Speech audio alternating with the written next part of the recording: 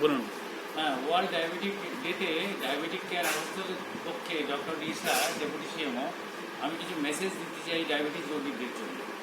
যে টাইপ 2 আর টাইপ 1 যে diabetes patient আছে তাদের বেশি টেনশন করার কোনো কারণ নেই। কিছু সাবধানতা দরকার, সেটা করলে তারা কিন্তু নর্মাল লাইফস্টাইল লিড করতে পারে। যেমন একটা proper diet management, lifestyle management, of course weight reduction, কিন্তু প্রপার ওয়েট রিডাকশান এবং তার সঙ্গে অবশ্যই proper medication under follow up of diabetic care management expert doctor. এর সঙ্গে বর্তমান রিসার্চ কন্ডিশনে দেখা গেছে যে নর্মাল স্লিপ প্যাটার্ন খুব এসেছে 6 to 8 আওয়ার স্লিপ, তার মধ্যে অবশ্যই ডিপ স্লিপ সেটা কমসে কম 3 to 4 আওয়ার্স এসেন্সিয়াল। আর আরেকটা জিনিস আমি না বলে পারতে পারছি না, যেটা হচ্ছে যে স্ট্রেস ফ্রি লাইফস্টাইল, সেটা খুব জরুরি আছে। কেন under stress condition certain hormones বেরোয়, ক্যাটেকোলামাইন বা সেটা কিন্তু ব্লাড সুগার লেভেলটা বাড়িয়ে দেয়। এইগুলো যদি আন্ডার কন্ট্রোল রাখা যায় তাহলে দেখা যাবে মাইক্রো আর ম্যাক্রোভাস্কুলার কমপ্লিকেশন অনেক অ্যাভয়েড করা যাবে। এর সঙ্গে তার অ্যাসোসিয়েটেড যে কমপ্লিকেটিভ ফ্যাক্টর যেমন হাই ব্লাড প্রেশার, ডিসলিপিডিমিয়া, এগুলোর প্রপার কেয়ার ট্রিটমেন্ট দরকার। এর সঙ্গে আমি না বলে পারছি না যে প্রি ডায়াবেটিস যারা পেশেন্ট তাদের জন্য আমার বার্তা আছে। সেটা হচ্ছে যে প্রি ডায়াবেটিস পেশেন্ট ওরা পরে fully form type 2 diabetes develop করে আন্ডার সার্টেন কন্ডিশন। এবং আইডিএফ ইন্টারন্যাশনাল ডায়াবেটিক ফেডারেশন ওদের যে স্টাডি রিপোর্ট দেখা গেছে, সেক্ষেত্রে দেখা গেছে যে ওয়েট রিডাকশন যদি আমরা 15 থেকে 20% করতে পারি, সেক্ষেত্রে প্লাস প্রপার ডায়েটারি এবং লাইফস্টাইল ম্যানেজমেন্ট যদি করা হয়, তাহলে দেখা গেল ওই কেসগুলো সার্টেন কন্ডিশনে রিভার্স হয়ে নর্মাল লাইফস্টাইল লিড করতে পারে। এবার হচ্ছে আমি কিছু বলবো, কিছু রিস্ক ফ্যাক্টর আমি বলবো যেটা প্রি ডায়াবেটিস বা ডেভেলপ করতে পারে। যেমন অফকোর্স একটা হাই ব্লাড প্রেশার, অফকোর্স একটা এইচডিএল লেভেল হাই, ওটা লো যদি থাকে, এলডিএল লেভেল যদি অনেক বেশি থাকে, এবং অবশ্যই বডি মাস ইন্ডেক্স এবং 25 or 30%, তাদেরও কিন্তু প্রিকশন নিতে হবে diet and lifestyle proper management. এটাই আমার বিশেষ।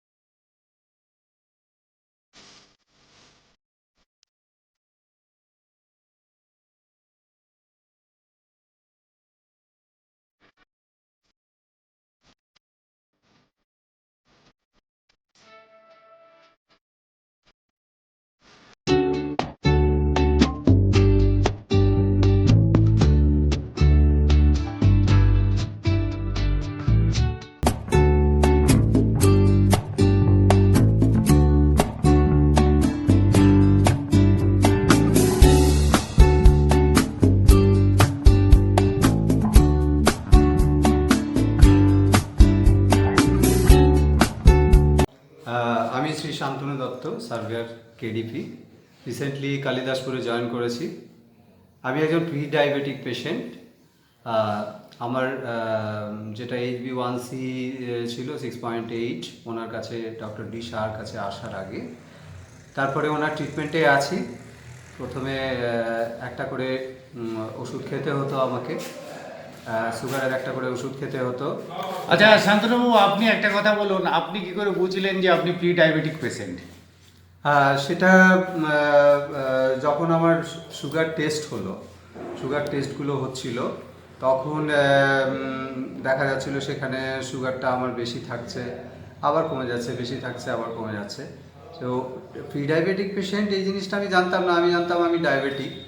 তো ডক্টর ডি শাহর কাছে আসার পরে আমি জানলাম যে আমি প্রি ডায়াবেটিক, এবং উনি বললেন না, এটা আপনার ঠিক হয়ে যেতে পারে। আচ্ছা, এখন আপনার অভিজ্ঞতা বলুন, আপনি কি ওষুধ চলছে সুগারের কোনো, ডায়াবেটিসের? না, এখন গত 15 দিন ধরে ডক্টর ডি শাহ এই আমার ওষুধটা বন্ধ করে দিয়েছেন। এখন আপনার রিপোর্টটা যদি একবার দেখান আপনি আমার ক্যামেরার দিকে। এখন আমার রিপোর্ট হচ্ছে 90.2, এটা ফাস্টিংয়ে, এবং সুগার পিপিতে আছে 116.7 mg। তো আচ্ছা, এইবার শান্তনুবাবু আপনি বলুন যে আপনার ওভারঅল অভিজ্ঞতা কি এবং ডক্টর ডিসা মানে ডায়াবেটিক কেয়ার এর তরফে আপনার কি অভিজ্ঞতা লাগলো, নতুনত্ব কি লাগলো?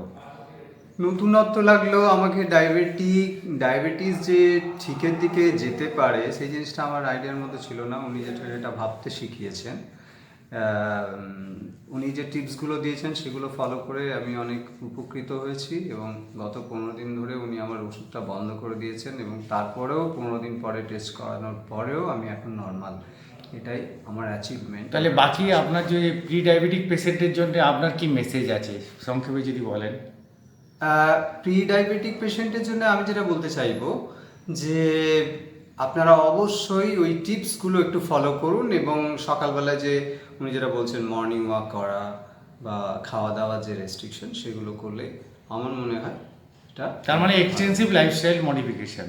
এক্স্যাক্টলি সেটা। হ্যাঁ ঠিক আছে, আগে থেকে ভালো লাগছে? অনেক ভালো। সুগারের ট্রিটমেন্টে কেমন লাগছে? হ্যাঁ ভালো লাগছে ডাক্তারবাবুর খুব ভালো। ট্রিটমেন্টে? আমি- আপনি ডাক্তারবাবুর সব কথা মানবেন তো? কথা দিয়েছেন কিন্তু আপনি। হ্যাঁ, ডায়াবেটিক কেয়ারের পেশেন্ট হচ্ছে সরকার সাহেব আমাদের।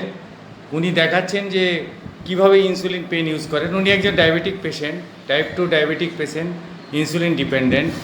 উনি লুপিসুলিন M3070 নেন আর তার সঙ্গে উনি গ্লার্জিন ওনার চলে, that is long acting insulin. এবার দেখুন কীভাবে উনি ইউজ করছেন। লুপিন পেন দিয়ে আমি ইনসুলিনটা লাগাবো। প্রথমে খুলে নিলাম মুখটা, তারপরে এর নিডলটা বার করলাম। এবার আমি এটাকে ইউনিটটা সেট করে নেব। আমার 44 ইউনিট নেওয়ার কথা আছে। 44 ইউনিটে আমি সেট করে নিলাম। 44 ইউনিটটা যদি আপনি একটু কাইন্ডলি দেখান ক্যামেরার সামনে। ইউনিট আপনার 44 ইউনিট। 44 ইউনিট। এটা নাভি থেকে এটা আপনাকে মনে হয় একটু পুরোটা খুলে নেওয়া ভালো। নাভির আশেপাশে লাগাতে হবে। উনি chronic 4 inch. Diabetic patient. 4 inch দূরে লাগাবো আমি। প্রথমে আগে আমি এটাকে পুশ করে দিলাম,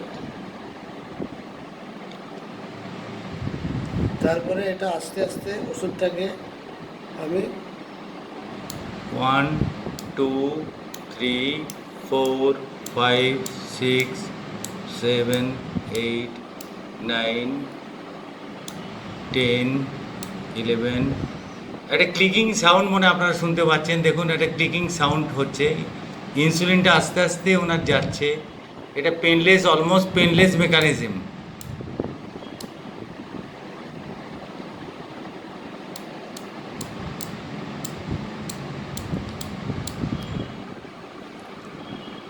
এবার